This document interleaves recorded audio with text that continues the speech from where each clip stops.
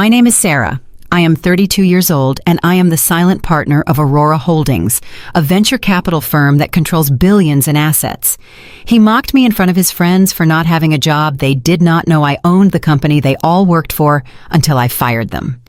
The air inside the Prime Cut, one of Chicago's most exclusive steakhouses, was thick with the scent of dry, aged beef and expensive cologne. It was the kind of place where the lighting was dim enough to hide secrets, but bright enough to catch the gleam of a Rolex.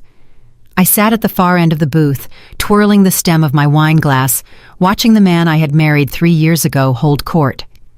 James was in his element, or at least the element he thought he belonged in. He had just closed a massive distribution deal for Reynolds Technologies, a subsidiary of the holdings company I secretly owned. He thought he was a genius sales director. He had no idea I had instructed the board to approve the contract that morning, simply to boost the company valuation before a merger. To everyone at this table, I was just Sarah, the quiet wife who stayed home and spent her husband's money. James stood up, tapping his fork against his champagne flute. The sound cut through the low hum of the restaurant. "Gentlemen," he announced, his voice booming with the confidence of a man who has never truly struggled. "I want to propose a toast to the deal of the century and to the team that made it happen." The 4 other men at the table raised their glasses. There was Greg, the human resources manager, who covered up everyone's mistakes. Todd, the marketing lead, who spent more time flirting with interns than working. 2 junior associates who looked terrified, and Marcus. Marcus was James's brother-in-law married to James's older sister. He was a corporate attorney, brilliant, sharp, and the only person at this table I actually respected. Marcus was African-American and had built his career from nothing, dealing with prejudices these other men could not even imagine. He raised his glass, but his eyes were not on James. They were on me, and they held a look of quiet apology. James looked down at me, a smirk playing on his lips. "And of course, we have to thank the little woman. Everyone meet Sarah. She is the CEO of my kitchen." The table erupted in laughter. It was a wet, heavy sound that made my skin crawl. James beamed, soaking up the validation. "It is a very demanding job," he continued. "Sometimes the dishwasher isn't loaded correctly and she has to redo it. High-stress environment, right, honey?" I felt the heat rise in my cheeks, but I forced my expression to remain neutral. I took a slow sip of my wine, tasting the oak and tannins, letting the liquid coat my throat before I swallowed. I did not say a word. I had learned a long time ago that my silence was a weapon, even if they mistook it for weakness. Greg, the HR manager, leaned forward. His face flushed from too much scotch. He pointed a thick finger at me. "You know, James, you should be careful. Women with too much free time start getting ideas. My ex-wife started taking pottery classes, and next thing I knew, she wanted half my assets." The table laughed again. Greg turned his gaze to me, his eyes glinting with malice. "Hey, Sarah, if you get bored at home, Reynolds Technologies is hiring. We need someone to run coffee for the executives. It is an unpaid internship, but it would get you out of the house. What do you say?" My grip on the wine glass tightened until my knuckles turned white. These men worked for me. Technically, I paid their salaries. I signed off on their bonuses. I approved their health insurance. And here they were, treating me like a decorative object that had lost its shine. I looked at Marcus. He was not laughing. He was staring at his plate, his jaw set tight. He slowly looked up and met James's eyes. "That is enough, James," he said, his voice low but commanding. "She is your wife. Show some respect." James waved him off dismissively. "Oh, come on, Marcus, lighten up. Sarah knows I am joking. She knows who brings home the bacon. Without me, she would be living in a cardboard box. Right, babe?" I looked at my husband, really looked at him. I saw the insecurity masked by arrogance. I saw the cruelty he disguised as humor. I saw a man who needed to make me small so he could feel big. They thought my silence was submission. They did not know I was mentally calculating their severance packages and ensuring they would equal exactly 0. If you want to see these arrogant men lose everything they have, hit that subscribe button right now, because the payout is going to be incredibly satisfying. The waiter appeared at the end of the table holding a black leather folder. The bill. The laughter died down, replaced by the awkward shuffle of men pretending to reach for their wallets while hoping someone else would cover it. James snapped his fingers. "Bring it here," he commanded, loud enough for the next table to hear. "I have got this, boys. It is on me." Todd whistled. "Big spender. That is why you are the boss, James." James opened the folder and glanced at the total. I saw a flicker of hesitation in his eyes, but he quickly covered it. $5,000. For a Tuesday night dinner. He pulled out a credit card from his wallet and tossed it onto the table with a flourish. It was a platinum card linked to a joint account, an account I funded, but he liked to pretend was his hard-earned money. "Put it on the plastic," he said, winking at the waiter, "and add a 20% tip. I am feeling generous tonight, since I am the only one at this table who actually knows how to close a deal." The waiter nodded professionally and took the card. He walked away toward the point-of-sale terminal near the bar. James leaned back in the booth, spreading his arms along the leather backrest, taking up as much space as possible. "You see, Sarah," he said, turning to me, his voice dripping with condescension. "This is what success looks like. I make the money. I spend the money. That is the natural order of things. Maybe if you are good, I will buy you that purse you are eyeing. The cheap one, not the designer one. We have to be responsible, right?" I smiled. A thin, cold smile. "That sounds lovely, James." A few minutes passed. The conversation at the table turned to golf handicaps and complaints about their secretaries. Then the waiter returned. He was not walking with the brisk confidence of a server who has just received a big tip. He was walking slowly, his head bowed slightly. He stopped at our table, holding the card with two hands. "Sir," he said, his voice barely a whisper. I apologize, but the card was declined. The silence that fell over the table was instant and absolute. The clinking of silverware stopped. The laughter evaporated. James sat up straight, his face turning a deep shade of crimson. "What did you say?" "It was declined, sir," the waiter repeated. "The machine says do not honor." James snatched the card from the waiter's hand. "That is impossible. There must be a mistake. Run it again." "We tried 3 times, sir," the waiter said patiently. "It is a bank decline." James turned to me, his eyes bulging. "Sarah, what did you do?" "Me?" I asked, keeping my voice steady.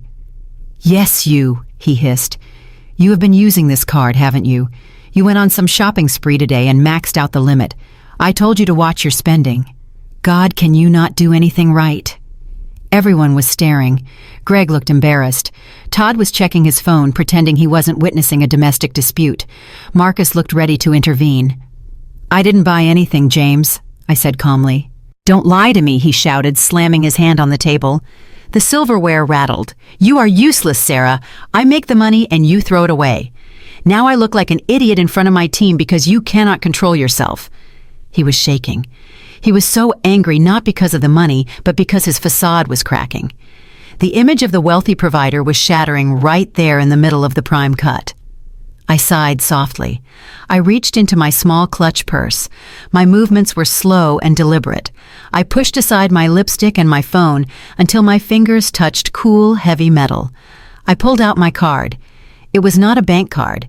It was the American Express Centurion card, the black card. It was made of anodized titanium. You cannot apply for it, you have to be invited. It requires spending millions of dollars a year and having a net worth that would make James's head spin. I had never shown it to him. I usually used a standard card to keep the peace, to keep my secret. But tonight the secret was heavy, and I was tired of carrying it. I held the card out to the waiter. The black metal caught the dim light. "Here," I said, my voice clear and cutting through the tension. "Use this." The waiter's eyes widened. He knew what that card meant. He took it with both hands, treating it like a religious artifact. "Thank you, ma'am," he said. James stared at the card. He looked confused. "Where did you get that?" he asked, his voice trembling slightly. Is that real?" I turned to him. My expression was blank. My eyes were cold. "Consider it a loan, James," I said softly. "A low-interest loan. But do not worry. I will make sure you work it off." James looked at me, and for the first time in our marriage, he didn't see the housewife he could bully. He saw something else. He saw a stranger. He saw a threat. He snatched the receipt from the waiter when he returned, signing it aggressively, tearing the paper. "We are leaving," he barked, standing up. "Now." He stormed out of the restaurant, not waiting for me. Greg and Todd followed him like obedient puppies, casting nervous glances back at me. Marcus stayed behind for a moment. He stood up, buttoned his suit jacket, and looked at me. "Sarah," he said quietly, "if you need a lawyer who isn't on the company payroll, call me." I nodded. "Thank you, Marcus. I might take you up on that sooner than you think." I watched them leave. I took one last sip of my wine. The show was just beginning. James thought the declined card was the worst part of his night. He had no idea that while he was screaming at me, I had already sent a text to the chief security officer of Reynolds Technologies. His access badge would be deactivated by the time he woke up tomorrow morning. I stood up, smoothed my dress, and walked out of the restaurant. The cool Chicago wind hit my face, but I didn't feel cold. I felt the fire of anticipation. The check had been paid, but the debt was far from settled. The heavy door of the Uber Black slammed shut, sealing us inside the leather-clad interior of the luxury SUV. The silence that followed was suffocating. Outside the window, the city lights of Chicago blurred into streaks of gold and red, reflecting against the rain that had started to fall. Inside, the air was thick with James's simmering rage. I sat pressed against the cold glass, trying to put as much distance between us as possible. The driver, a stoic man with gray hair, glanced in the rearview mirror, once saw James's furious expression, and wisely decided to keep his eyes on the road. "You have got to be kidding me!" James finally exploded, his voice filling the confined space. He didn't look at me. He was staring straight ahead, his hands clenched into fists on his knees. The declination receipt was crunched into a ball in his right hand. "Do you have any idea how humiliated I am? Do you? I am the top earner at Reynolds Technologies, Sarah. I am the man everyone looks up to. And my wife, my own wife, makes me look like a broke fraud in front of my entire team." I stayed silent, watching the raindrops race each other down the window pane. My silence only seemed to fuel his anger. "Are you even listening to me?" he snapped, turning to face me, his face distorted by the passing streetlights. "I told you to watch the spending on the joint account. What did you buy? Clothes, shoes, more useless decorations for the house. You treat my salary like it is an infinite resource. You have no concept of how hard I work to put food on that table." The irony was so sharp it almost cut my tongue. His salary, the salary that I approved, the bonuses that I signed off on, the expense account that I reviewed quarterly. He talked about his hard work as if he had built an empire from scratch, when in reality he was playing in a sandbox I had built for him. He continued his tirade, listing all the ways I was a burden, all the ways I held him back. His voice became a dull roar in the background, fading as my mind drifted back to a time before the resentment, a time before the cruelty. I closed my eyes and let the memory of 5 years ago wash over me. It was a Tuesday afternoon in a lawyer's office in downtown Seattle. I was 27 years old, wearing a hoodie and jeans, looking more like a college student than a tech mogul. Across the table, 3 partners from a global tech giant sat in stiff suits, sliding a contract toward me. I picked up the pen, my hand steady, and signed my name. With that signature, I sold my first startup, a cybersecurity algorithm I had coded in my dorm room, for $50 million. $50 million. It was a number that didn't feel real. It meant freedom. It meant power. It meant I never had to work another day in my life. But as I walked out of that office, checking my bank balance on my phone, I felt a sudden wave of loneliness. I had spent my entire youth coding, building, and strategizing. I had sacrificed relationships for success. And I knew something terrifying about the world of the wealthy. When people know you have money, they change. They stop seeing you and start seeing a walking ATM. I had dated men who claimed to love me only to find them pitching business ideas or asking for loans a month later. I made a vow that day. I would find someone who loved Sarah, the person, not Sarah, the multimillionaire. So I hid it all. I put the money into a blind trust. I bought a modest apartment. I drove a used Honda. I told people I was a freelance consultant, which explained why I was always on my laptop but never seemed to have a boss. Then I met James. He was sitting at a coffee shop looking stressed over a stack of rejection letters. He was handsome with a boyish charm that masked a desperate ambition. He struck up a conversation about the terrible coffee, and for the first time in years I felt a spark. He didn't know who I was. He didn't know about the 50 million. He just saw a girl in a sweater reading a book. We started dating and I fell for his potential. I saw a man who wanted to be great but just needed a break. But the break never came. James struggled. He was rejected from job after job. His confidence began to erode, turning into bitterness. I couldn't stand seeing him like that. I wanted to help him, but I couldn't just hand him money without revealing my secret. So I did what I do best. I manipulated the system. I instructed my trust to acquire a controlling interest in a failing logistics firm called Aurora Holdings. I cleaned house, fired the incompetent leadership, and rebranded it. One of its subsidiaries was Reynolds Technologies. I remember sitting in my home office, which James thought was just a guest room, looking at the hiring queue for the sales director position. James's resume was in the rejection pile. The hiring manager had flagged him as underqualified. My finger hovered over the enter key. I loved him. I wanted him to feel powerful. I wanted him to be the man he thought he could be. So I moved his file. I sent a direct order from the anonymous majority shareholder to the HR department. Interview James Miller. Hire him. Give him a signing bonus. I bought him his career. I bought him his dignity. I created the stage so he could be the star. And for a while, it was perfect.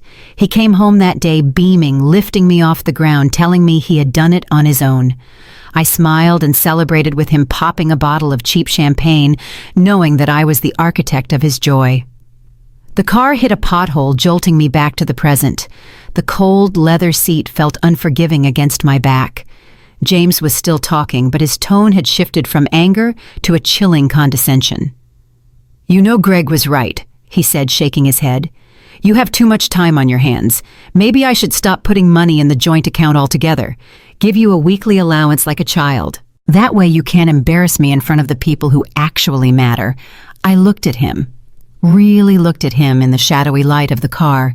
The boyish charm I had fallen for was gone, replaced by the hardened mask of a narcissist. I had created a monster. By giving him success, he didn't earn. I had fed his ego until it consumed him. He didn't respect me because he thought he was superior. He thought he was the sun, and I was just a planet lucky enough to orbit him. He had no idea that if I stopped the cash flow, his sun would burn out in an instant. I didn't answer him. I just turned my head back to the window, watching the rain intensify. The drops streaked across the glass like tears, but my eyes were dry. The sadness I had felt for months was evaporating, replaced by a cold, hard resolve. He wanted to treat me like a child. He wanted to cut off my access. He wanted to play power games. "Fine, James," I thought as the car turned onto our street. "You want to play games? Let's play. But you are playing checkers and I have been playing chess since before I met you. You think you are the king of this castle, but you are just a pawn standing on a board I own." The car slowed down, approaching our driveway. The house loomed ahead, a sprawling modern structure that James took credit for buying. In reality, the down payment had come from an offshore LLC I controlled. James opened the door before the car even came to a complete stop, desperate to get away from me, desperate to get back to his phone and his ego stroking friends. "Get out," he muttered, not waiting for me. "And don't expect me to sleep in the same room as you tonight. You disgust me." I stepped out of the car into the light drizzle.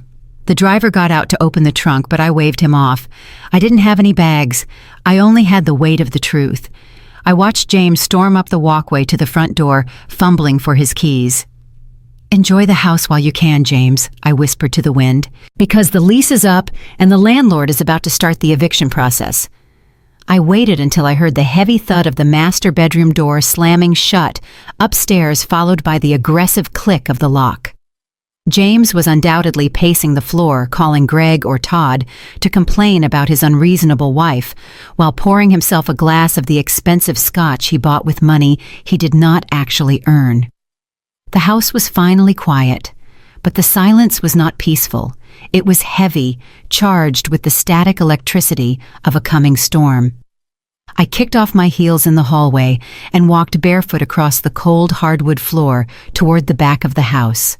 To James, this room was just the guest study, a place where I supposedly managed household bills and perhaps dabbled in some online shopping. He never entered it. He found it boring. To him, it was a symbol of my domestic idleness. He had no idea that behind the generic screensaver of a flower field lay the nerve center of a financial empire. I sat down in the ergonomic Herman Miller chair, a piece of furniture I had bought for myself under the guise of back pain relief. I touched the fingerprint sensor on my laptop. The screen flared to life, instantly shedding the disguise of a simple home computer. I wasn't Sarah the housewife anymore. I was user zero, the admin, the owner. My fingers flew across the mechanical keyboard, the rhythmic clicking the only sound in the room. I didn't go to Amazon or Instagram.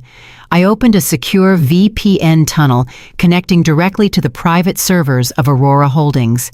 A black terminal window popped up, reflecting in my eyes. I typed in a string of commands that would bypass the standard user interface and take me straight to the raw data of Reynolds Technologies. I needed to know why the card was declined. The American Express Centurion.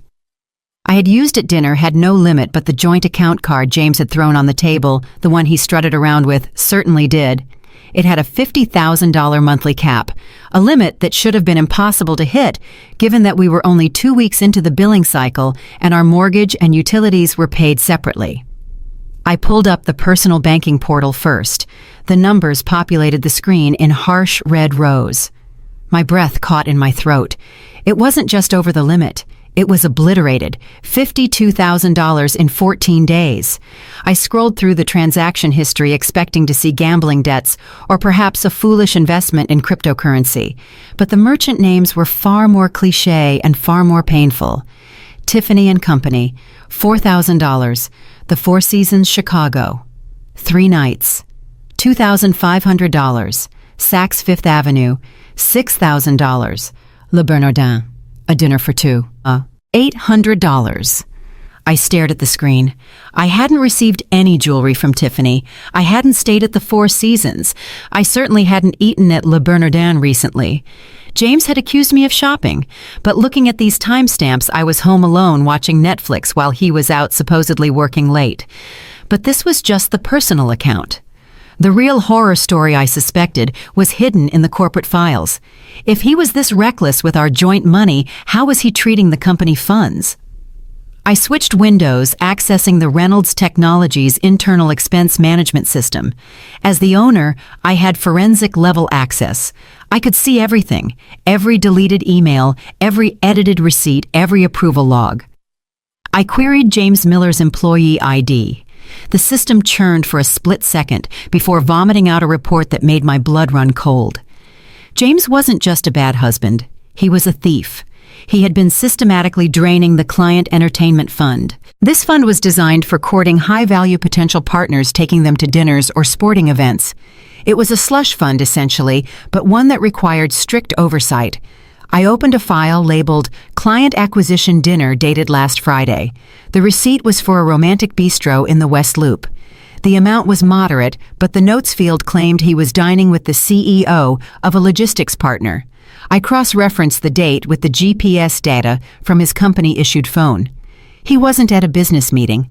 He was at the bistro, yes, but the phone data showed he stayed there for 3 hours and then moved to a location 3 blocks away, a boutique hotel. I clicked on the digital copy of the receipt attached to the expense report. James had been sloppy, or perhaps just arrogant. He had uploaded the full itemized receipt, not the credit card slip. There, near the bottom, under the order for 2 lobster risottos, was a charge for a bottle of champagne, and a handwritten note on the merchant copy which he had foolishly scanned. To Jessica, "Happy anniversary, baby." Jessica. The name hit me like a physical blow. Jessica Stevens, his executive assistant, the 24-year-old blonde with the bubbly laugh who always made sure to bring me water when I visited the office, the one who looked at me with wide, innocent eyes while I sat in the lobby waiting for James. I felt a wave of nausea, but I forced it down. I pushed the emotions into a steel box in my mind and locked it. Now was not the time for tears. Now was the time for evidence. I dug deeper. I filtered the search for Jessica's name in the corporate email server. Thousands of results. Most were mundane scheduling emails, but then I found the ones flagged as private. I opened a thread from 2 months ago. Subject: weekend trip. From James Miller to Jessica Stevens. Don't worry about the flight costs. I will categorize it as a scouting trip for the Denver branch. Just make sure you book the room under your name, and I will reimburse you through the petty cash fund so it doesn't show up on my main ledger. I read the next one, and the next. It was a chronicle of their affair paid for entirely by my company, the jewelry from Tiffany. It was listed in the company books as Employee Recognition Awards. The hotel stays were marked as strategy retreats. But here was the smoking gun. The thing that transformed this from a divorce case into a criminal conspiracy. Every single one of these fraudulent expense reports had a digital signature at the bottom. Approved by Gregory Daniels, Greg, the HR manager, the man who had sat across from me at dinner tonight and told me I should apply for an internship. The man who had laughed about his ex-wife. Greg wasn't just a bystander, he was an accomplice. I accessed Greg's logs. Why would an HR manager risk his career to cover up a sales director's affair? I followed the money, and there it was. A pattern of transfers. Every time James embezzled a large sum via a fake vendor or a phantom trip, a small kickback appeared in an account linked to a shell company. A shell company registered to Greg's home address. They were running a racket. James was the face spending the money and living the high life. Greg was the gatekeeper scrubbing the books and approving the fraud. And Todd. I couldn't forget Todd, the marketing lead. I pulled up his chat logs with James on the internal messaging system. Todd: "Hey man, accounting is asking questions about the Miami receipts. James: excessive spending on clients, standard procedure. Todd: LOL. Okay, just make sure Greg signs off on it before the quarterly audit. And tell Jessica she left her scarf in my car when you guys borrowed it." They all knew. I sat back in my chair, the glow of the monitor illuminating my face in the dark room. The scale of the betrayal was breathtaking. It wasn't just that James didn't love me. It was that he and his friends had built a brotherhood based on deceiving me and stealing from me. They were partying on my dime, mocking me while wearing watches bought with my dividends and sleeping with staff on trips I financed. They thought I was stupid. They thought I was blind. They thought the worst I could do was nag James about a credit card bill. I looked at the total amount of misappropriated funds calculated at the bottom of my spreadsheet. $212,000 in the last fiscal year alone. That was grand larceny. That was federal prison time if I wanted to push it. A cold smile touched my lips. It was a terrifying sensation devoid of any humor. James wanted a divorce. I knew that from Marcus's warning. He probably planned to leave me for Jessica once he secured his fake promotion and hid enough assets. He wanted to discard me like an old coat. But he had made a fatal miscalculation. You can cheat on your wife, and you might lose half your house. But you do not steal from the silent partner of a venture capital firm. You do not embezzle from the hand that feeds you. I reached for my phone and dialed a number I hadn't used in months. It was the private line of the chief financial officer of Aurora Holdings, a woman named Eleanor, who was as ruthless as she was efficient. She picked up on the second ring. "Sarah, is everything all right? It is late." "Everything is perfect, Eleanor," I said, my voice steady and clear. "But we have a situation at Reynolds Technologies. I am going to send you a file. I need you to prepare a forensic audit team. I want them ready to move at 8 a.m. sharp." There was a pause on the other end. "Who are we targeting?" "Everyone," I said. "I want the sales director, the HR manager, and the marketing lead. And Eleanor, freeze their corporate access immediately. But don't tell them. Let their badges work one last time to get them into the building. I want them in the conference room." "Understood, Sarah. Anything else?" "Yes," I said, looking at the photo of Jessica wearing a diamond necklace that James had charged to office supplies. "Draft the termination letters. For cause. Gross misconduct. And prepare the civil litigation paperwork for asset recovery." I hung up the phone. I closed the laptop, but I didn't leave the room. I sat there in the darkness listening to the house settle. Upstairs, James was probably asleep, dreaming of his promotion and his mistress. He had no idea that the ground beneath him had already crumbled. He had mocked me for not having a job. Tomorrow, I would show him exactly what my job was. My job was the executioner, and business was booming. The digital clock on the corner of my laptop screen read 2:14 a.m. The house was silent, wrapped in the kind of heavy darkness that only exists when a marriage is dying. I was still sitting in the study, bathed in the blue glow of the monitor, the evidence of James's embezzlement spread out before me like a map of his betrayal. My eyes were burning, but my mind was wide open, fueled by adrenaline and a cold, sharp rage. Suddenly, the silence was shattered by the vibration of my phone on the mahogany desk. The sound was jarring loud against the wood. I looked at the screen, expecting perhaps a drunk text from James asking if I was still awake, or maybe an automated alert from the bank. But the name on the screen made me pause. Marcus. My brother-in-law never called this late. Marcus was a man of structure and discipline, a corporate attorney who lived his life by the billable hour and strict ethical codes. If he was calling at 2 in the morning, something was wrong. I picked up the phone, swiping the green icon. "Hello, Marcus." There was a pause on the other end. I could hear the faint sound of traffic in the background, suggesting he wasn't at home. He was likely in his car, perhaps sitting in his driveway, debating whether to make this call. "Sarah," he said finally. His voice was deep and rough, thick with exhaustion. "I am sorry to wake you. I know it is late." "I am awake," I said softly. "Is everything okay? Is it your sister? Is it the kids?" "No, everyone is fine," he said quickly. Then he sighed, a heavy sound that seemed to carry the weight of the world. "Look, Sarah, I am breaking about 5 different codes of attorney-client privilege right now. If the Bar Association found out I was making this call, I could be disbarred. But I cannot sleep. I just left James." My grip on the phone tightened. "You were with him?" "Yeah, he called me after he left the restaurant. We met at a bar downtown. He has been drinking, Sarah. A lot. And he has been talking." I leaned back in my chair, my eyes drifting to the spreadsheet on my screen that detailed the $200,000 James had stolen from me. I am sure he had plenty to say. I replied, my voice devoid of emotion. Marcus hesitated. "Sarah, you need to listen to me very carefully. This is not just about a bad dinner or a declined credit card. James is planning something. He asked me to represent him in a divorce filing." I let out a short, dry laugh. "He wants to divorce me? That is rich. He is serious." Sarah, Marcus said, his tone urgent. "He spent the last 2 hours asking me about the divorce laws in Illinois. He specifically wanted to know about no-fault divorce statutes. He is convinced that because he is the primary earner, or at least because he thinks he is the primary earner, he can cut you off completely." "Let him try," I whispered, feeling the absurdity of the situation wash over me. "It gets worse," Marcus continued. "He asked me how to hide assets. He wanted to know if he could move money into offshore accounts before filing so that it wouldn't be subject to division. He explicitly asked if he could transfer his commission bonuses into a trust under his mother's name so you wouldn't get a dime. The audacity was breathtaking. James was currently spending money he embezzled from my company, and now he was plotting to hide that stolen money from me in a divorce proceeding. He was trying to rob the bank and then sue the bank manager for emotional distress.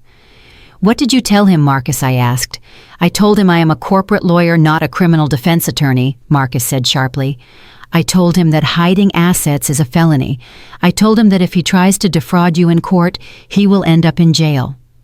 But he wasn't listening, Sarah. "He is arrogant. He thinks you are stupid. He said, and I quote, 'She is just a housewife. She won't even know how to read a financial statement.'"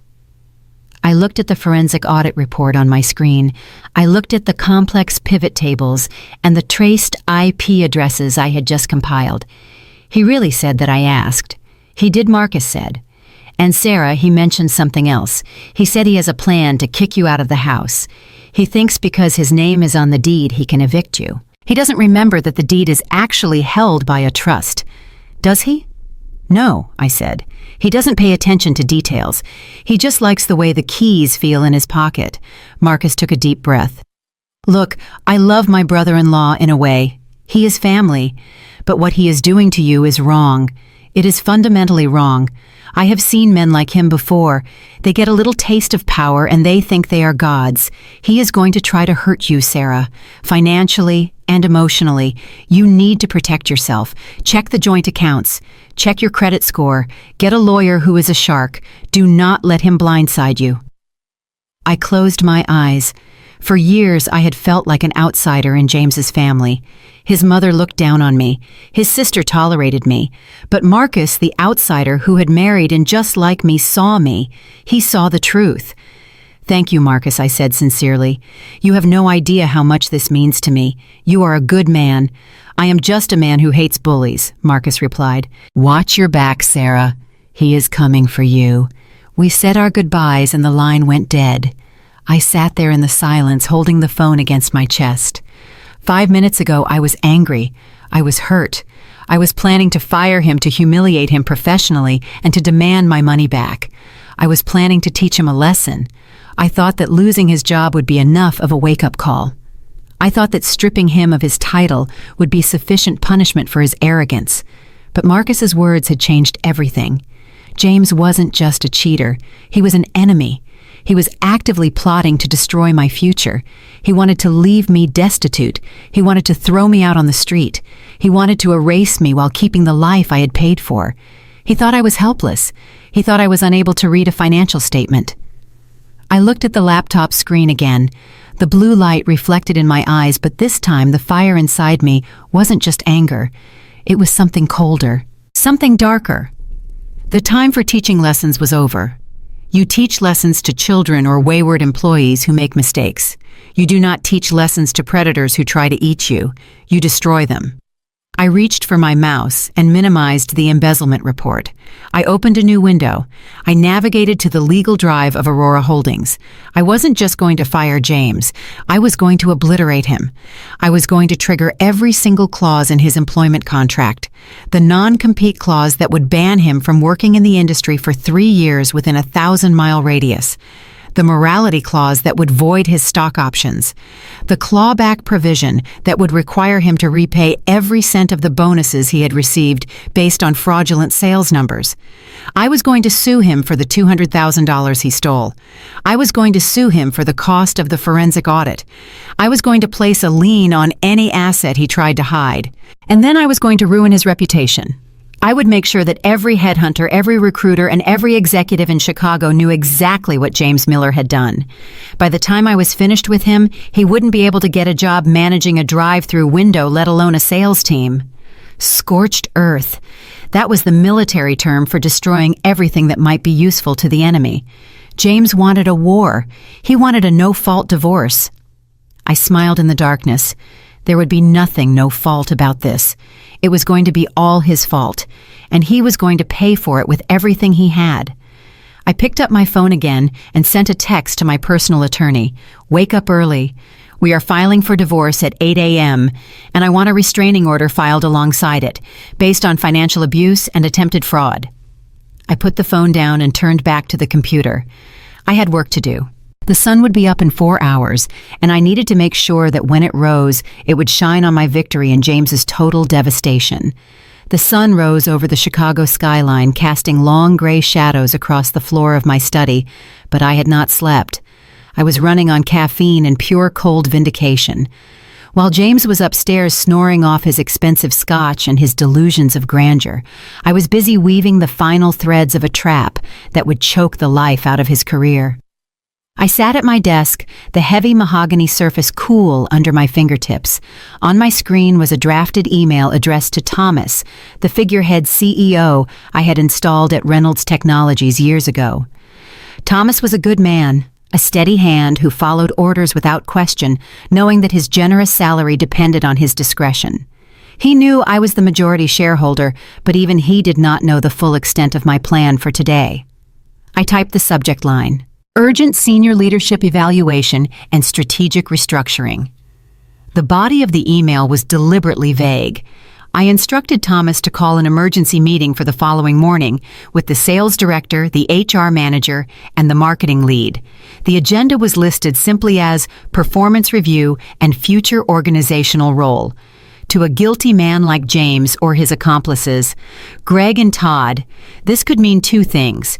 It could mean they were being investigated, or it could mean they were finally being recognized. And I knew exactly how their arrogant minds worked. Narcissists never believe they are in trouble. They only believe they are being worshipped. I hit send.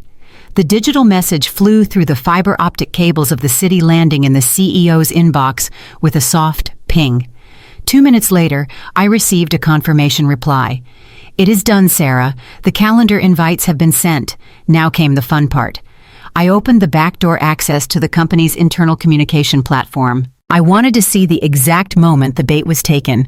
I didn't have to wait long. At 8:15 a.m., the chat window for the group named the Wolf Pack lit up. This was the private channel James, Greg, and Todd used to gossip and demean their co-workers. Todd: "Did you guys see the invite from Thomas? Mandatory meeting tomorrow, senior leadership evaluation." Greg: "I just got it." "Holy cow, this is it, boys." James: "Finally. I told you it was coming. They are finally restructuring the VP tier." Todd: "You think so, James?" James: "Think so. I know so. I closed the Reynolds deal yesterday, the biggest contract of the year. The board must have heard about it immediately. This meeting isn't an evaluation. It is a coronation. Thomas is going to offer me the vice president of operations seat." Greg: "That implies I'm getting the director of people bump too. If you go up, James, I go up with you. We run this place." James: "Exactly. Start looking at the new bonus structures, boys. We are about to be rich." I watched the text scroll up the screen, a ghost in the machine witnessing their celebration. It was pathetic, and it was perfect.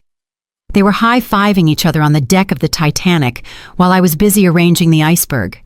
They interpreted the vague corporate speak exactly as I hoped they would. They saw dollar signs where they should have seen warning lights. I spent the rest of the day preparing. I met with my personal attorney in a quiet cafe far from where James might see us. We went over the divorce papers. We finalized the restraining order. We organized the evidence files.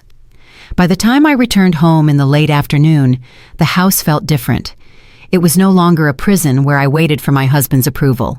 It was a stage, and I was the director of the final act.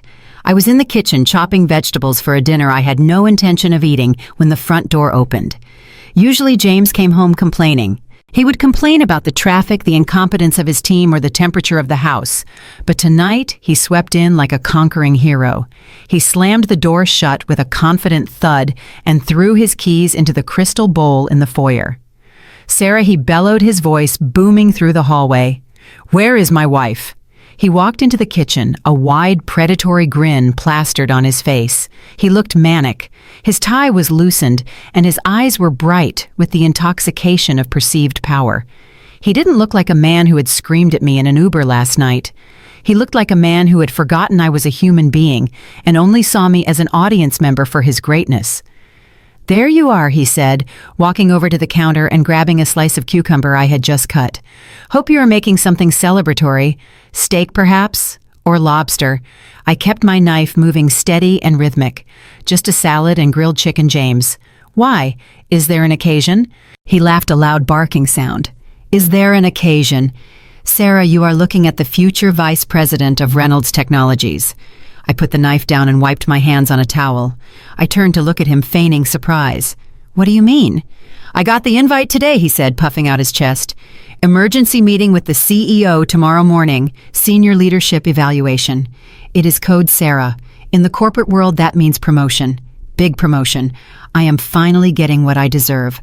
That sounds significant," I said carefully, keeping my voice neutral.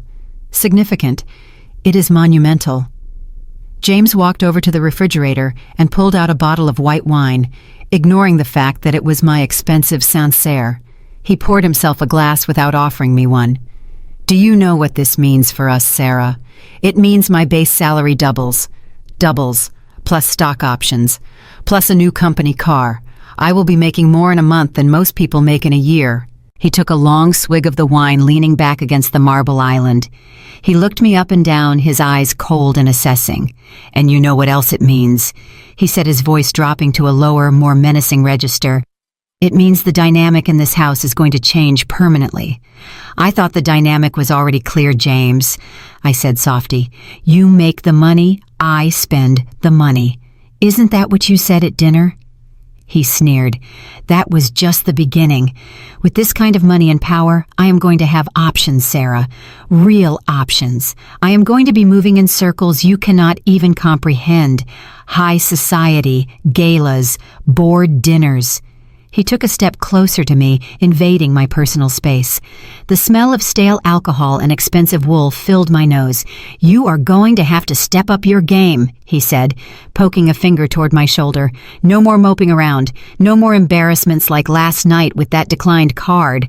If you want to be the wife of a VP, you need to look the part and act the part. You need to be an asset, not a liability. I stood my ground, looking up into his eyes. And if I am not? He laughed again, cruel and sharp. If you are not well, let's just say I will find someone who is worthy. With my new status, I could have anyone I want. Women who are younger, women who are more exciting, women who actually appreciate a man of my caliber. The threat hung in the air between us, naked and ugly. He was telling me to my face that he intended to replace me. He was telling me that my value to him was entirely conditional on how well I decorated his arm. He was confirming everything Marcus had warned me about. He was planning to discard me as soon as he felt secure enough to do so. My heart hammered in my chest, not from fear, but from a surge of dark adrenaline. He was so sure of himself. He was so convinced that the world was his for the taking. He had no idea that the salary he was bragging about was paid by me. He had no idea that the options he spoke of were about to be revoked. I forced a smile onto my face. It was the hardest thing I had ever done. Well, James, I said, my voice steady, I suppose I should congratulate you. It sounds like tomorrow is going to be a very big day for you. Huge, he corrected me. Life-changing. He finished his wine in one gulp and slammed the glass down on the counter. I am going to shower. I need to look perfect for my coronation tomorrow. Don't wait up for me. I have some calls to make to the boys.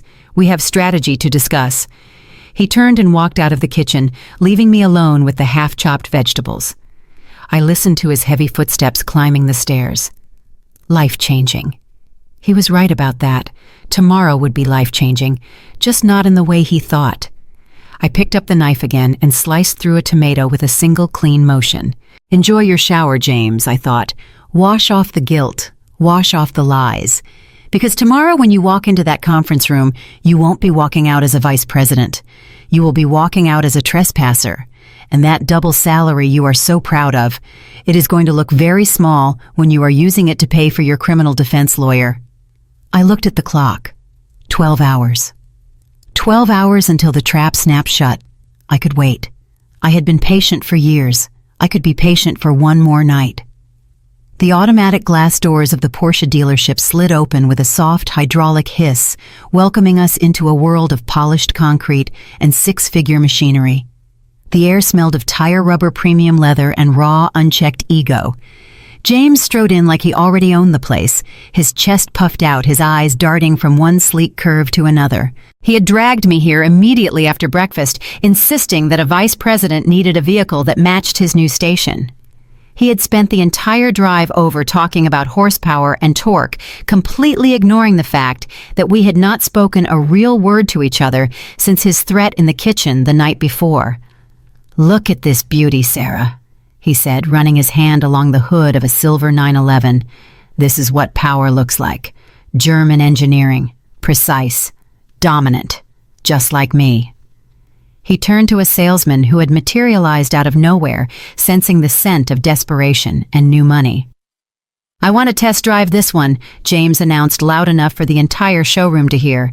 "And I want to look at the Panamera for the weekends. I am expecting a significant compensation adjustment tomorrow, so price is not an issue."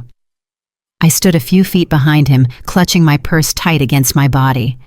I felt like a ghost haunting my own life. James didn't look at me. He didn't ask if I liked the car. He didn't ask if I wanted to sit inside. I was just there to witness his glory, a prop to validate his success. And then I froze. Across the showroom near the coffee bar stood a woman.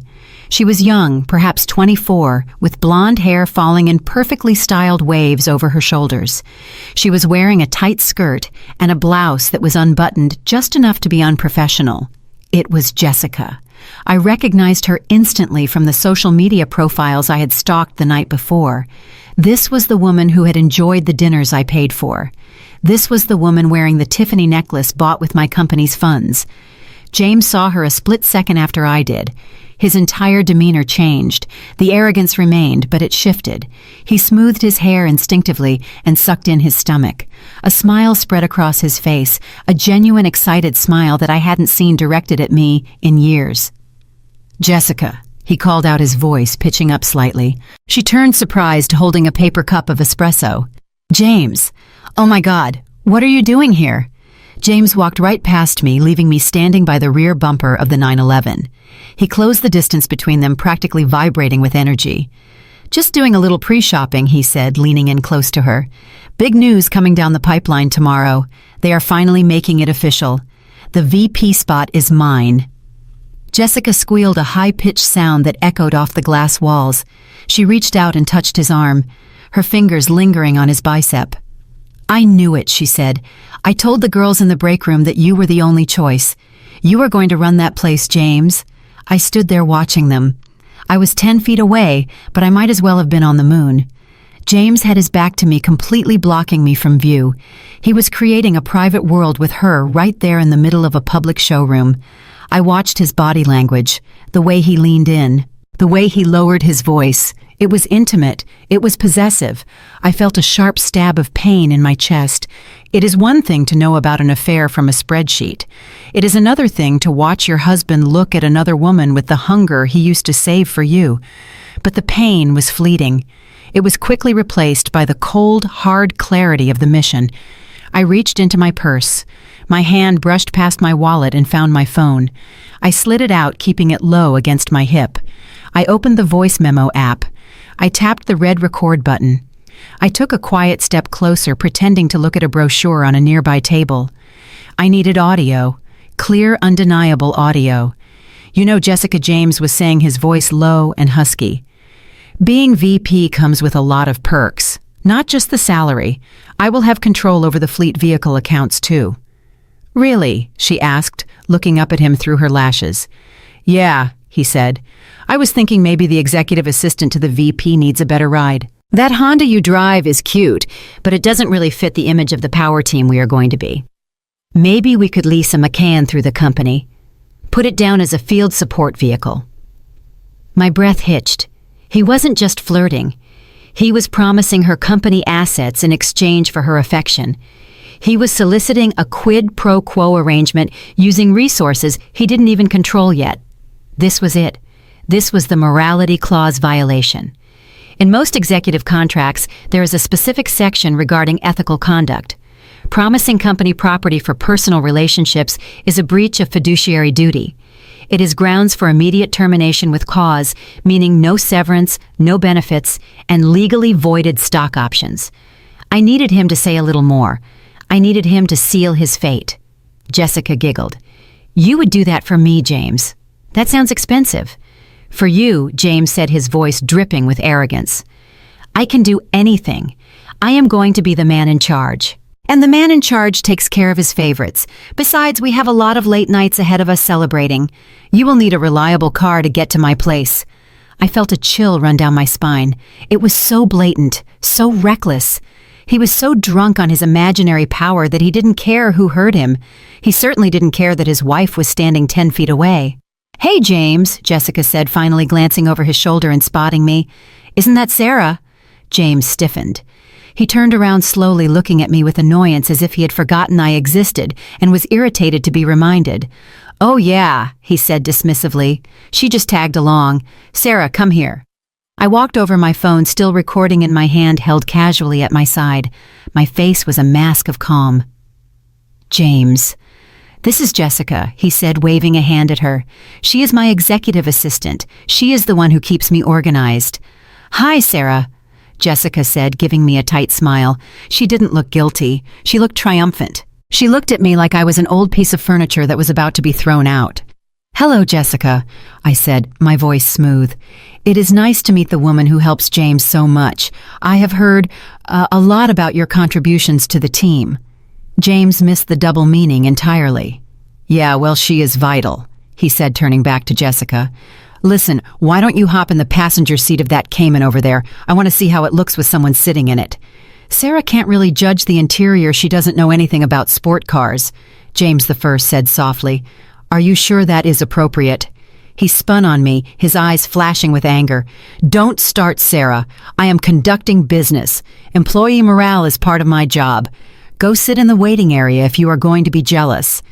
He turned his back on me again and walked Jessica over to the yellow Cayman.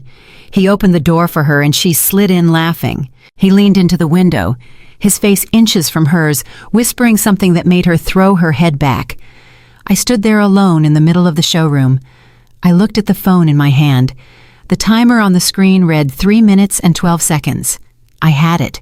I had the proof that he was using his position to groom a subordinate. I had the proof that he was planning to misuse company funds for a mistress. I had the recording that would strip him of every single penny he thought he was about to get. I stopped the recording and uploaded it immediately to the cloud.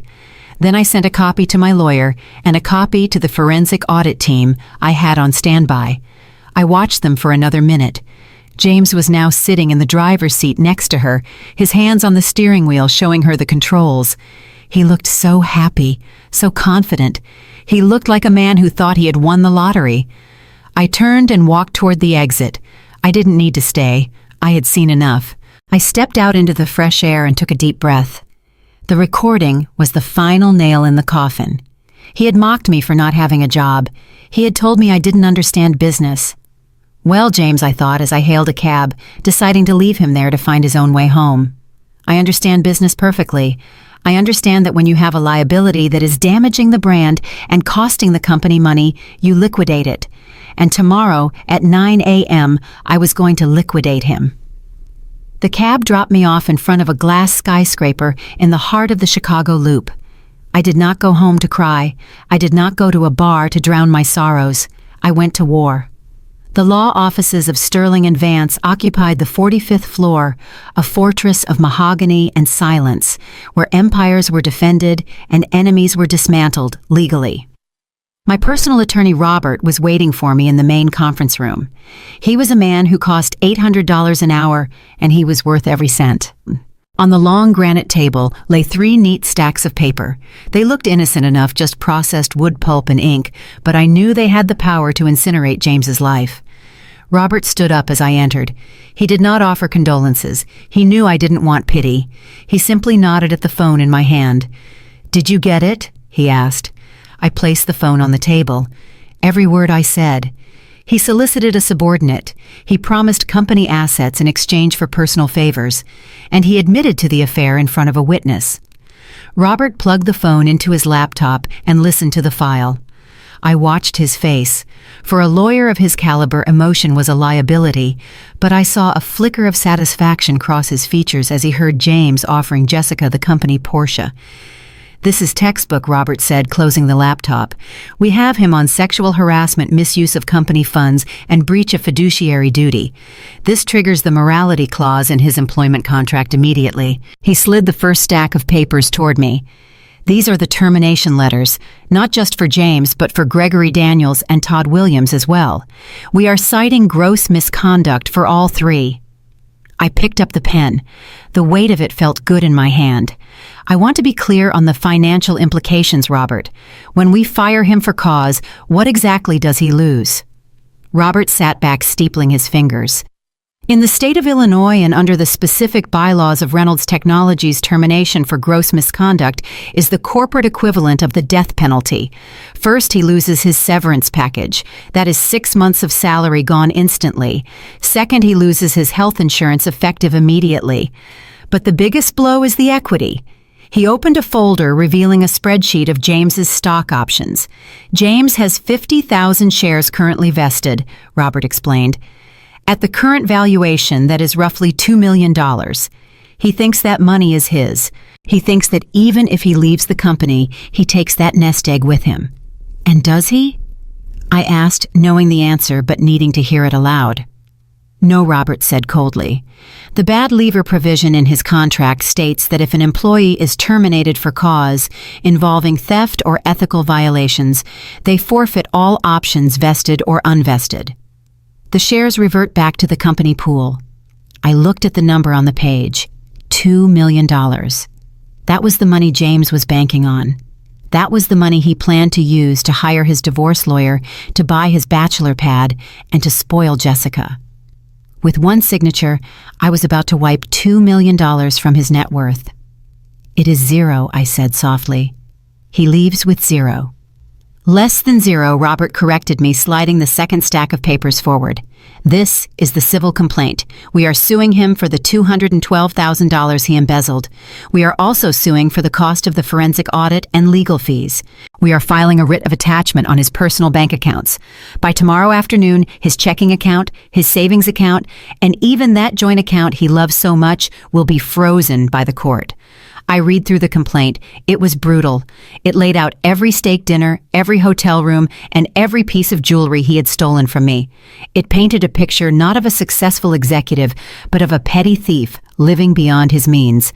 And the divorce filing, I asked, looking at the third and final stack. Ready to go, Robert said. We will have the process server waiting in the lobby of your building. The moment security escorts him out of the office, he will be served with the divorce papers. We are filing for sole possession of the marital residence based on his financial dissipation of assets. He won't be able to go back to the house, Sarah. He will be homeless, jobless, and penniless within the span of an hour. I took a deep breath. For years, I had played the role of the supportive wife. I had dimmed my light so he could shine. I had pretended to be less intelligent, less capable, and less powerful just to protect his fragile ego. And he had repaid me with cruelty. He had mocked me. He had cheated on me. Now the pretending was over. I signed the termination letter first. The scratch of the pen against the paper was the only sound in the room. Then I signed the civil lawsuit. Finally, I signed the divorce petition. 3 signatures, 3 strikes. Robert gathered the documents. I will have the courier deliver the termination notices to the CEO immediately. He knows what to do in the meeting tomorrow. Yes, I said, standing up. He knows to let me do the talking. I walked over to the floor-to-ceiling window looking out at the city of Chicago. The sun was setting, painting the sky in bruises of purple and red. Somewhere out there, James was probably bragging to Jessica about his promotion. He was probably picking out furniture for a corner office he would never occupy. He had no idea that the legal machinery was already grinding into motion. He had no idea that while he slept tonight, lawyers would be filing motions, judges would be signing orders, and security teams would be reprogramming access codes. I felt a sense of calm settle over me. It was the calm of a surgeon before the first incision. The disease had been identified. The preparation was complete. All that was left was to cut it out. I turned back to Robert. Thank you. I will see you in court. I left the office and stepped into the elevator. As I descended 45 floors, I checked my reflection in the mirrored wall. I didn't look like a victim. I didn't look like a scorned woman. I looked like the CEO of a multi-billion-dollar conglomerate who was about to handle a personnel issue. James wanted a strong woman. He wanted a woman who understood power. Tomorrow morning at 9 a.m. in Conference Room B, he was finally going to meet her. The elevator doors slid open on the 40th floor of the Aurora Holdings Tower, revealing a corridor lined with plush gray carpet and abstract art that cost more than most people earned in a decade. I walked down the hallway, the rhythmic click of my Louboutin heels absorbed by the heavy flooring. Beside me walked Thomas, the figurehead, CEO of Reynolds Technologies. He was a tall man, usually composed, but today I could see a bead of sweat forming on his temple. He adjusted his tie nervously, glancing at me. I gave him a small, reassuring nod. He knew his role. I knew mine. We approached Conference Room B, a space affectionately known by the staff as the aquarium because of its floor-to-ceiling glass walls that offered a panoramic view of the Chicago skyline. From 20 feet away, I could already see them. The wolf pack. James sat at the head of the long mahogany table, the seat usually reserved for the chairman. He was leaning back in the ergonomic leather chair, his hands clasped behind his head, his feet resting arrogantly on the polished wood surface. He was wearing his best navy suit, the one I had bought him for our anniversary last year. Next to him, Greg, the HR manager, was spinning a Mont Blanc pen between his fingers, laughing loudly at something James had just said. Todd, the marketing lead, was scrolling through his phone, occasionally looking up to add a comment that made the others guffaw. They looked like kings. They looked like they owned the world. They were relaxed, comfortable, and utterly oblivious. I stopped just outside the glass door for a brief second, watching them. I saw James gesture broadly, mimicking a firing motion with his hand. I saw Greg slap the table in amusement. They were probably joking about which employees they would terminate first once James took power. They were celebrating their ascendancy, not realizing they were sitting in an execution chamber. Thomas reached for the stainless steel handle. "Ready, Sarah," he whispered. I didn't answer. I just squared my shoulders, smoothed the lapel of my white tailored blazer, and signaled for him to open the door. Thomas entered first. "Gentlemen," he said, his voice booming slightly in the acoustic space. James immediately swung his legs off the table, but he didn't stand up. He didn't button his jacket. He simply nodded at the CEO with a casual familiarity that bordered on disrespect. "Thomas, glad you could make it," James said, a smirk playing on his lips. "We were just discussing the new org chart. I have some ideas about the sales division I want to run by you before we make the announcement." Greg leaned forward, eager to show his loyalty. "James has a visionary plan for the department, Thomas. We are going to trim a lot of fat." Thomas didn't respond. He simply stepped aside, holding the door open. I walked in. The atmosphere in the room shifted instantly. It was as if all the oxygen had been sucked out by a vacuum. James's smile froze. His eyes widened slightly, not in fear, but in genuine confusion. He blinked twice, as if his brain was struggling to process the visual data. He looked at Thomas, then back at me, then back at Thomas. Greg stopped spinning his pen.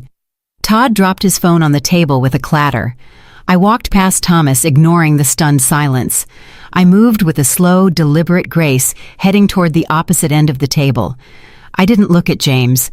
I looked at the view outside, at the city sprawling beneath us. James was the first to recover. His confusion quickly morphed into irritation. He let out a short, incredulous laugh and swiveled his chair to face me.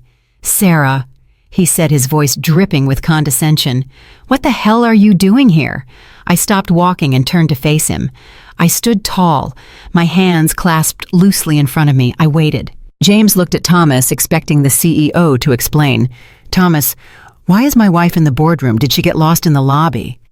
When Thomas didn't answer, James turned his attention back to me. His face flushed with embarrassment. "Sarah, seriously. I told you this is a high-level strategy meeting. This is confidential. You cannot just waltz in here because you are bored at home." He gestured at the empty table in front of him. "Did you bring me lunch or something? Is that it? You brought me a sandwich and thought you would deliver it personally." Greg snickered, covering his mouth with his hand. "That is sweet, James. She packed you a lunchbox." James didn't laugh this time. He looked angry. He stood up, buttoning his jacket aggressively. "Look, Sarah, it is a nice gesture, I guess, but you need to leave. Now. We are discussing the future of this company. This isn't a social call. You are embarrassing me." I remained silent. My expression was stone. I watched his mouth move. I watched the vein in his neck pulse. "Get out!" Sarah James snapped, pointing at the door. "Go wait in the car. I will deal with you later." Greg decided to jump in, sensing an opportunity to defend his future boss. He looked around the room with exaggerated concern. "Where is security?" he asked, loud enough for the receptionists outside to hear. "Seriously, Thomas, how did she even get up here? Doesn't the front desk check IDs? We can't have family members wandering into secure zones. It is a liability." Todd chimed in, shaking his head. "Yeah, James is right. This is professional space, Sarah. You should probably go shopping or something. We have work to do." James sighed, pinching the bridge of his nose. "I am sorry, Thomas," he said to the CEO. "She doesn't understand boundaries. She thinks because I work here she has free rein. I will have a talk with her tonight. It won't happen again." He walked around the table toward me, reaching out to grab my arm to escort me out. Come on, Sarah, let's go. I didn't move. When his hand was inches from my elbow, I spoke. My voice was not loud, but it was sharp, clear, and colder than the wind off Lake Michigan. Do not touch me, James. He stopped, his hand hovering in the air. He looked shocked by my tone. He had never heard me speak like that. He had heard me plead. He had heard me apologize. He had heard me cry. He had never heard me command. Excuse me? He laughed nervously. Sarah, don't make a scene. I am not making a scene, I said, looking him dead in the eye. I am making an entrance. I turned away from him, leaving him standing there confused, and walked to the head of the table, the seat opposite him, the seat he had been putting his feet on moments ago. I pulled out the leather chair. The sound of the wheels rolling on the carpet was the only noise in the room. I sat down. I placed my hands on the table, interlacing my fingers. I looked at the three men standing there. James looked furious. Greg looked annoyed.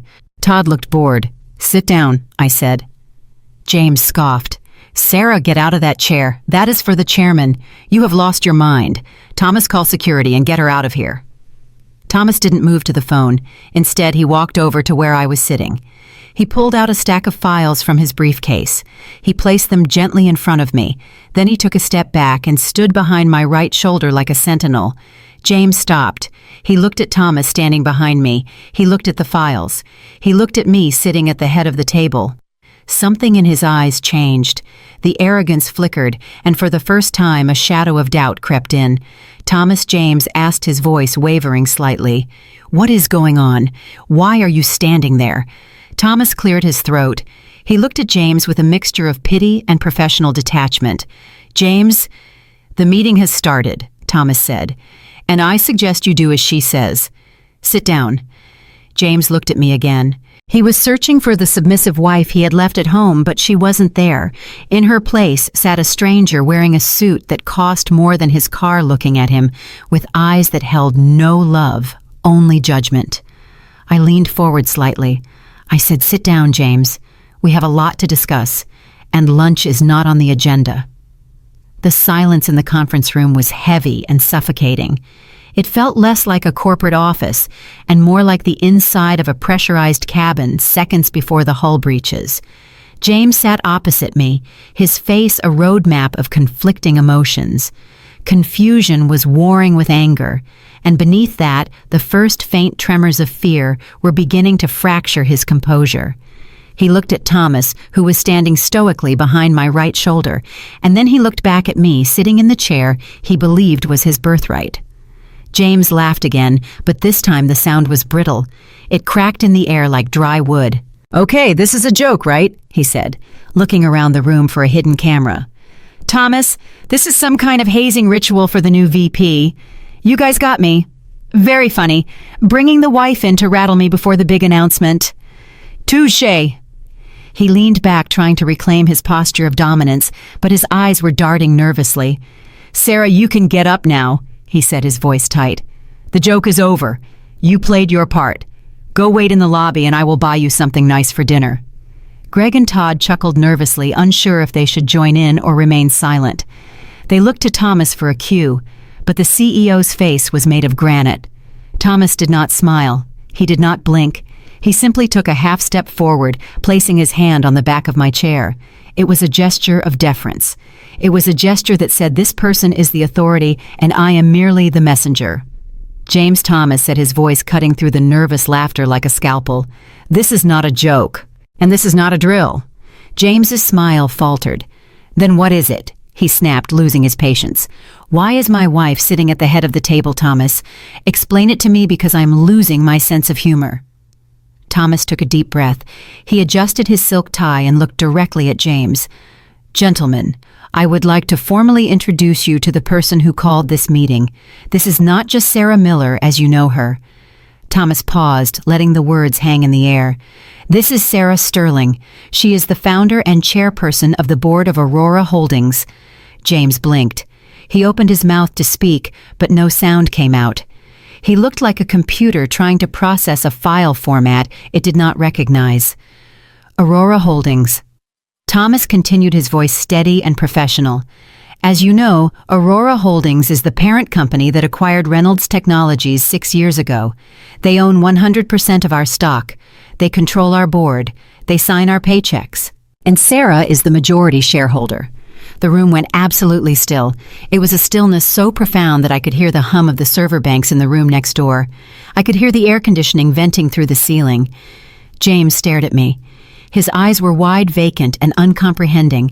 He was trying to connect the dots, but the picture was too terrifying for him to accept. He was trying to reconcile the image of the wife he bullied about grocery bills with the image of the titan who owned his entire professional existence. Aurora, James whispered. The word sounded foreign on his tongue. Yes, James, I said, speaking for the first time since I sat down. Aurora. The dawn. I named it that because it was a new beginning for me after I sold my first tech startup. James's hand, which had been holding his expensive Mont Blanc pen, suddenly went limp. It was an involuntary reaction, a physical manifestation of his world collapsing. The pen slipped from his fingers. Clack! It hit the polished mahogany table and rolled slowly towards the edge. No one moved to catch it. It fell off the side and hit the carpet with a dull thud. The sound seemed to snap Greg out of his trance. The HR manager looked at me, his face draining of color until he looked like a sheet of paper. He started to sweat visibly, beads of perspiration appearing on his forehead. He knew exactly what this meant. He knew who signed the checks. He knew who he had insulted at dinner, but James was still in denial. His narcissism was a powerful shield, and it was fighting to protect him from the truth. No, he said, shaking his head. No, that is impossible. You are lying. Thomas, why are you lying for her? She is a housewife. She doesn't work. I pay the bills. I am the provider. He stood up, slamming his hands on the table. Stop this charade, Sarah, he shouted. You think you can just walk in here and pretend to be my boss. You think, because you read some business magazines, you know what Aurora Holdings is. You don't know anything. You are nothing without me. Thomas moved to intervene to call security, but I raised my hand, stopping him. I stayed seated. I didn't raise my voice. I didn't need to. Sit down, James, I repeated. I am not sitting down until you get out of my chair, he screamed, his face turning a violent shade of red. I reached into the file folder Thomas had placed in front of me. I pulled out a single document. It was a copy of the acquisition agreement from 6 years ago, the document that transferred ownership of Reynolds Technologies to my firm. I slid it across the long table. It spun perfectly, coming to a rest right in front of James. Look at the signature at the bottom, James, I said calmly. He looked down. He didn't want to look, but he couldn't help himself. There at the bottom of the page, next to the date, was a signature in sharp, angular blue ink. Sarah Sterling, chairman. And right below it was the signature of the previous owner of Reynolds. James looked at the handwriting. He knew that handwriting. He had seen it on birthday cards. He had seen it on grocery lists. He had seen it on the prenup. He had been too arrogant to read closely because he thought I had no money. He collapsed back into his chair. It wasn't a choice. His legs simply gave out. He looked at me, and for the first time I saw the realization hit him. The horror, the absolute total comprehension of how badly he had miscalculated. You, he whispered. You own the company. I own the company, James, I said. I own the building we are sitting in. I own the servers that process your emails. I own the fleet accounts you use to drive your car. I own the patent on the software you sell. I leaned forward, resting my elbows on the table. I have owned it for 6 years. I bought it before I even met you. When you applied for the sales job here, you were rejected. Did you know that? The hiring manager thought you were too aggressive and lacked strategic vision. James stared at me, his mouth slightly open. I ordered them to hire you, I continued. I saw your name on the list. We had been dating for 3 months. I wanted to give you a chance. I wanted to see if you could rise to the occasion. I overruled the HR department. I gave you your career, James. Every bonus you have ever received, every promotion you have ever celebrated, every dollar you have ever spent came from my pocket. Greg let out a small, whimpering sound. He was looking at his shoes, wishing he could dissolve into the floor. Todd was staring out the window, pretending he wasn't there. But James was locked on me. Why, he asked, his voice trembling. Why didn't you tell me? Because I wanted a husband, not a gold digger, I said simply. And for a while I thought I had one. I thought you were working hard. I thought you were building something with me. But then the money went to your head. You started to believe your own hype. You started to think that because you brought home a paycheck you were a king, and I was a servant. I stood up slowly. The chair rolled back. I walked around the edge of the table, approaching him. The room was silent except for James's ragged breathing. I stopped right next to him. He didn't dare look up at me. He was staring at the table, staring at the contract that proved his entire life was a lie. I looked at the other two men. "Greg," I said, my voice icy.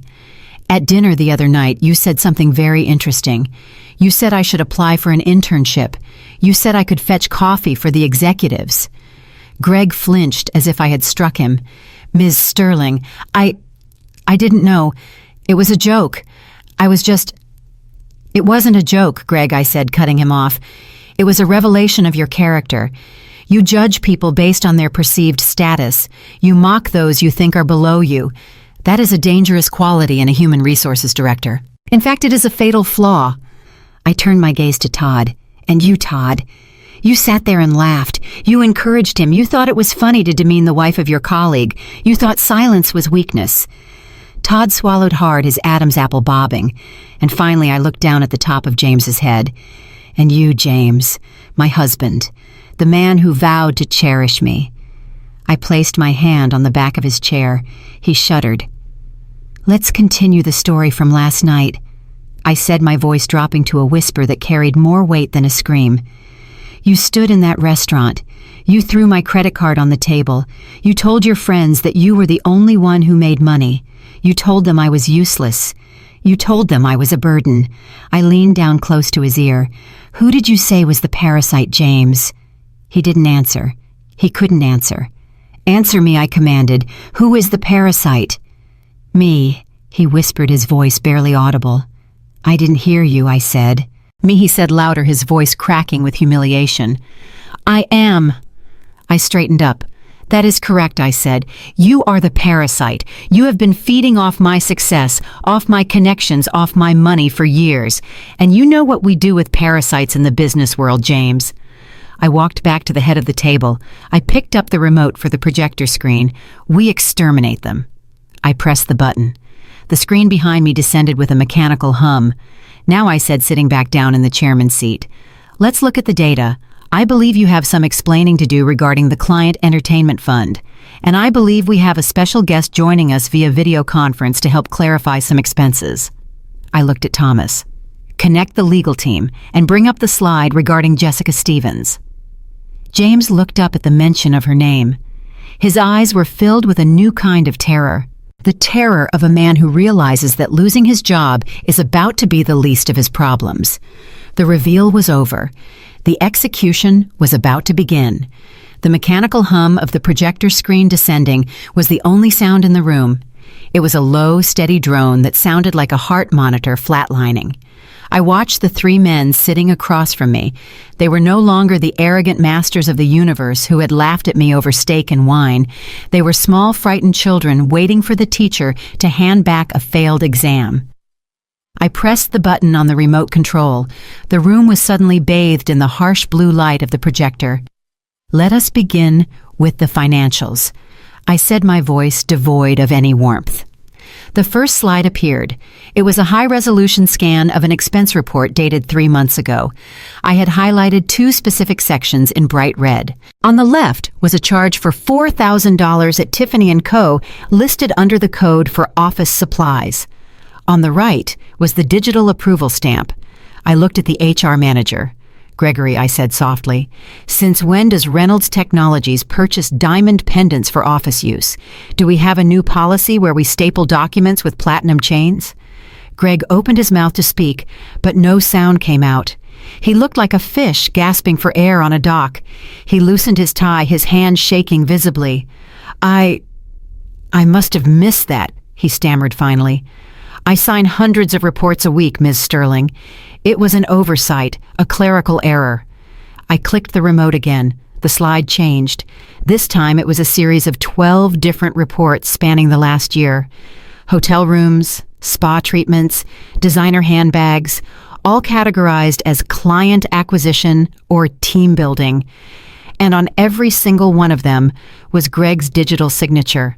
An oversight happens once, Greg, I said. This is not an oversight. This is a pattern. This is a conspiracy. I stood up and walked over to the screen, my shadow falling across the evidence. You are the human resources director, I continued.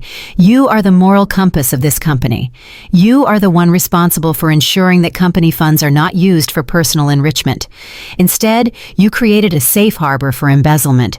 You facilitated the theft of shareholder capital to cover up the affairs of your friend. I turned to look at him directly. You approved these expenses because James promised to bring you up with him. You traded your integrity for a ride on his coattails. Well, the ride is over. Greg started to stand up, panic in his eyes. Sarah, please. We can fix this. I can repay the money. I have a family. Sit down, I commanded. He collapsed back into his chair. Gregory Daniels, I said, my voice echoing in the glass room. You are hereby terminated effective immediately for gross negligence, financial fraud, and abuse of power. Security is already clearing out your desk. You will not receive a severance package. You will not receive a reference. And our legal team will be contacting you regarding your complicity in this theft. I didn't wait for him to respond. I clicked the remote. The screen flickered. The financial spreadsheets disappeared, replaced by a black background with white text. It was a transcript of a chat log. I turned my eyes to the marketing lead. Todd, I said, you seem to have a lot to say in the group chat named the Wolf Pack. You find it amusing to mock the people who pay our bills. Todd scoffed, trying to regain some shred of bravado. This is ridiculous, Sarah. Those are private conversations. You are violating my privacy. That is illegal. I smiled, a cold, humorless smile. Actually, Todd, you are mistaken. You use the company messaging platform on a company-issued phone connected to the company Wi-Fi. The employee handbook, which you signed, clearly states that there is no expectation of privacy on corporate networks. Everything you type belongs to me. I pointed to the screen. Read the third line down, Todd. He refused to look, so I read it for him. Client Reynolds is a moron. I can sell him any garbage and he will buy it. He is too stupid to check the specs. Just double the price and tell him it is premium. I let the words hang in the air. That client, I said, represents 15% of our annual revenue. And you, the head of marketing, are calling him a moron and conspiring to defraud him on pricing. I clicked to the next slide. It was another chat log this time, discussing me. Todd, the wife is a total airhead. James should just dump her and bring the secretary to the gala. At least she looks good in a skirt. Todd turned pale. He sank lower in his chair, trying to make himself invisible. Disparaging clients is bad for business, Todd, I said. But disparaging the owner of the company, that is just suicide. I looked at Thomas. Thomas, please escort Todd out of the building. He is terminated for violation of the company code of conduct, breach of confidentiality, and creating a hostile work environment. But wait, Todd shouted, standing up. You can't do this. I am the best marketing guy you have. You were the best marketing guy I corrected. Now you are just a liability. Get out. Thomas opened the door and signaled to the two security guards waiting in the hall. They stepped in, flanking Todd and Greg. The two men looked at James, hoping for salvation, hoping their leader would stand up and fight for them. But James didn't move. He was staring at the table, his eyes fixed on the acquisition contract I had slid to him earlier. He knew he was next. As the door clicked shut behind his friends, leaving us alone with the CEO, James finally looked up. His face was a mask of defeat, but there was still a flicker of defiance in his eyes. Fine, he said, his voice raspy. You fired them. You made your point, Sarah. You won. Are you happy now? Can we stop this? Stop? I asked, tilting my head. Oh, James, we haven't even started the main event. I turned back to the screen. The final slide did not have text. It had a video player. I pressed play. The audio from the Porsche showroom filled the conference room. It was crystal clear. Being VP comes with a lot of perks, not just the salary. I will have control over the fleet vehicle accounts too. James's head snapped up. He looked at the screen in horror. He saw the video of himself leaning into the window of the yellow Cayman. He saw Jessica laughing. He saw himself flirting, promising, giving away things that were not his. I watched him watch himself. It was a beautiful moment of reckoning. Then the video cut to a series of documents. The hotel receipts, the room service bills, the note to Jessica. Happy anniversary, baby. I walked over to the table and stood directly in front of him. I placed both hands on the mahogany surface, leaning in until I was inches from his face. James Miller, I said, my voice low and dangerous. Let's do the math. I pointed to the screen. Over the last 18 months, you have misappropriated exactly $212,450 of company funds. You used my money to buy jewelry for your mistress. You used my money to take her on vacations. You used my money to feed your ego. James swallowed hard, sweat dripping down his temple. Sarah, I can explain. I intended to pay it back. It was a loan. It was not a loan.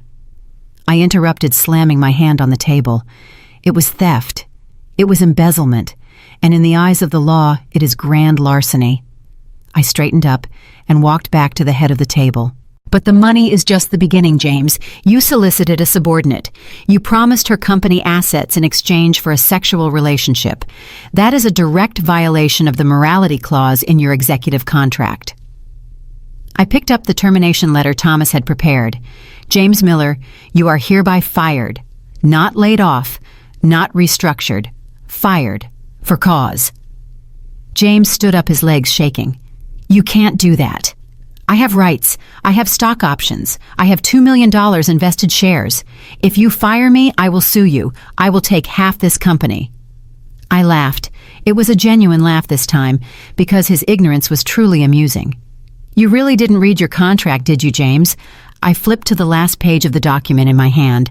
Clause 14, Section B, the bad leaver provision.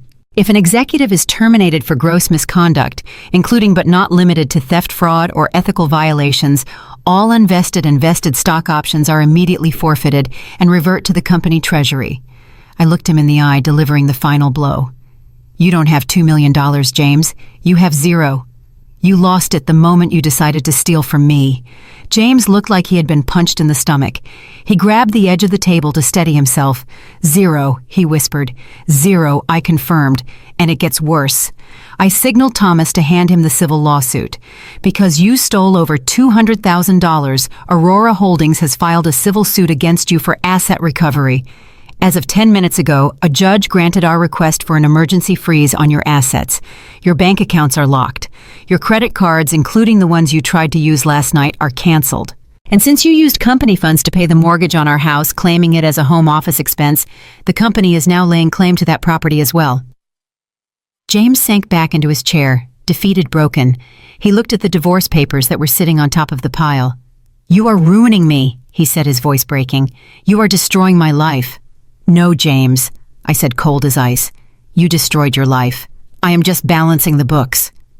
I looked at the security guards who had returned to the doorway. Escort Mr. Miller out of the building. He is not allowed to return to his office to collect his personal effects. We will ship them to... Well, I suppose we don't know where he will be living. Just hold them in the basement for now. James stood up slowly. He looked at me one last time. There was no arrogance left, only regret. Sarah, he said softly. I turned my back on him, looking out the window at the city that I owned, and he did not. Goodbye, James, I said. I heard the heavy footsteps of the guards flanking him. I heard the door open and close. And then finally, there was silence. I took a deep breath, inhaling the scent of victory.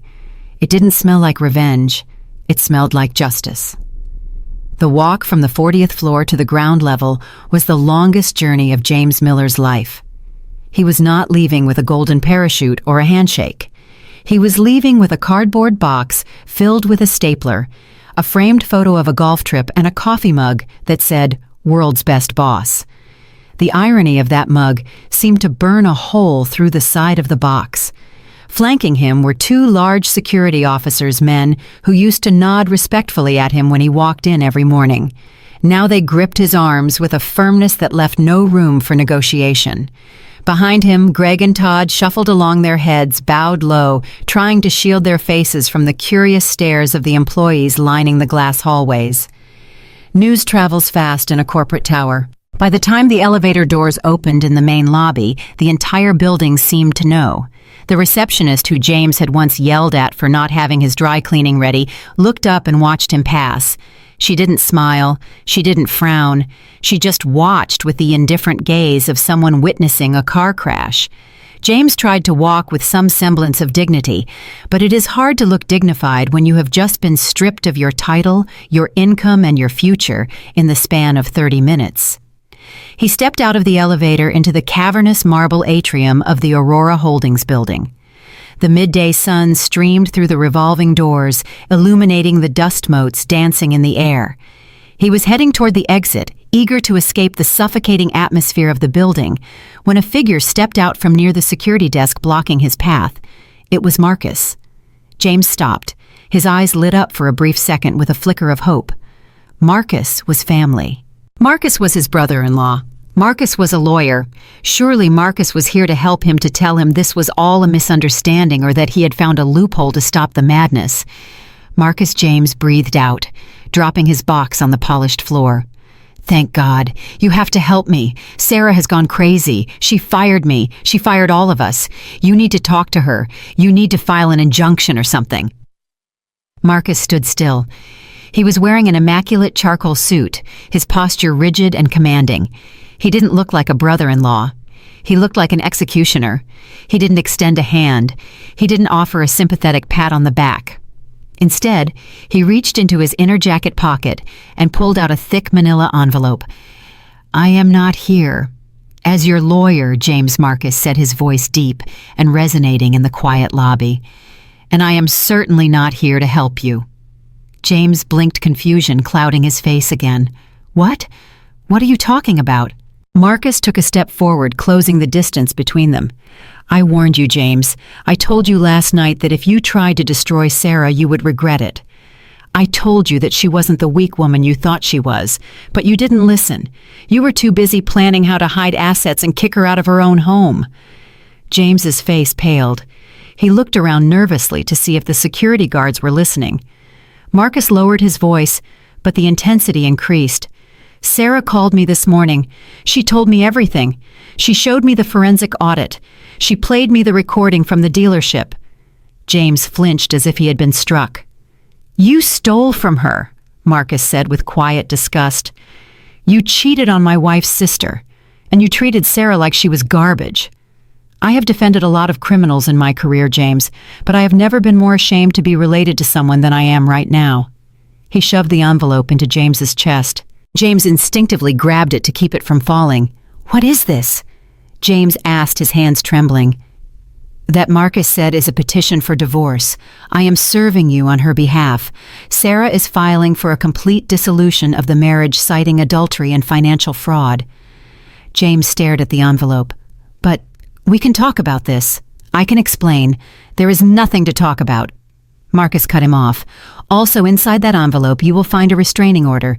You are not to come within 500 feet of Sarah or the residence." James looked up, panic rising in his throat. "The residence? But that is my house. Where am I supposed to go?" "It is not your house," Marcus corrected him, cold and factual. "It is the marital home, and since you are currently under investigation for dissipating marital assets, the court has granted Sarah exclusive possession." Marcus reached into his pocket again. He pulled out a key ring. It held a single silver key. He held it up for a moment, letting the light catch it, and then he dropped it into James's cardboard box. It landed with a metallic clink next to the world's best boss mug. "And just so we are clear," Marcus said, "Sarah had the locks changed an hour ago. That key is for a storage unit in Cicero. She was kind enough to have movers pack up your clothes and your golf clubs. Everything else stays." James felt the room spinning. Cicero was an hour away. It was a storage unit. "You expect me to sleep in a storage unit?" he stammered. "I don't really care where you sleep," James Marcus said. "You have friends, don't you? Go stay with Jessica." "Oh, wait. I forgot. You promised her a company car that you couldn't deliver. I have a feeling she might not be answering your calls today." Greg and Todd were standing behind James watching the scene unfold in horror. They realized that if James was being destroyed this thoroughly, they were truly on their own.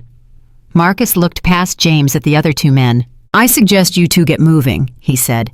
"I believe security has orders to trespass anyone who loiters in the lobby for more than 5 minutes." He turned his eyes back to James one last time. "Sarah wanted me to give you a message," Marcus said. James looked up, his eyes red and watery. "What?" Marcus straightened his tie, looking down at the man who had once mocked him for being too serious.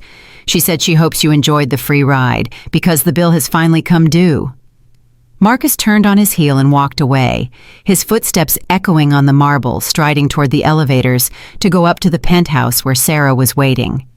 James stood there in the middle of the lobby, holding his box of junk and his divorce papers.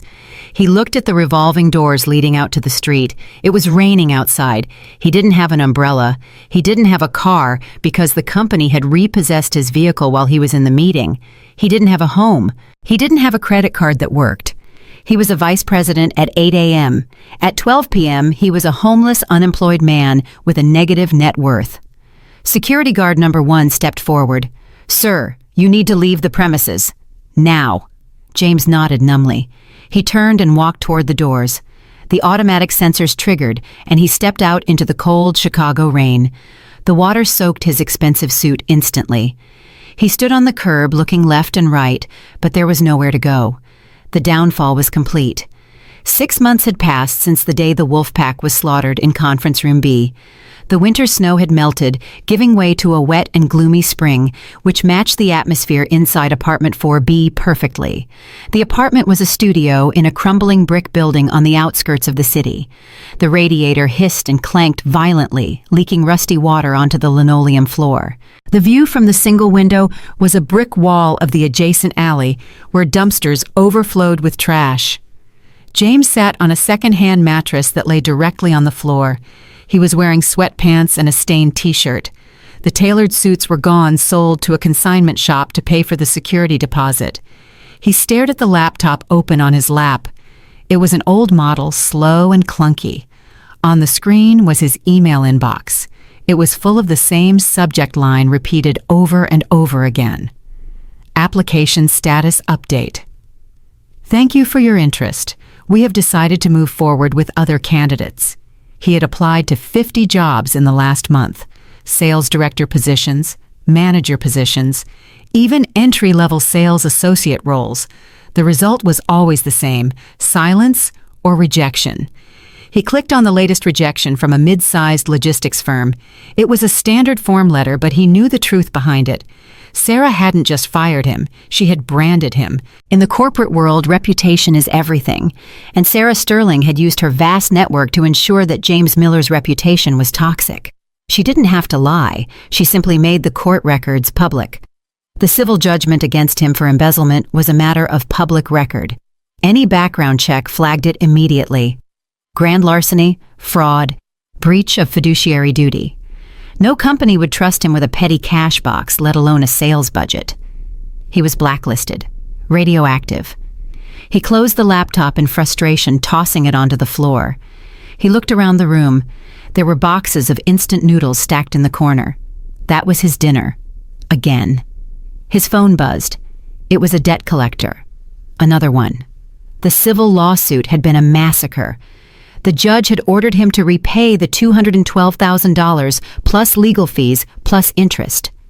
They had seized his savings. They had garnered his wages from the 2 weeks of unemployment he managed to claim. He was drowning in debt that he would never be able to pay off.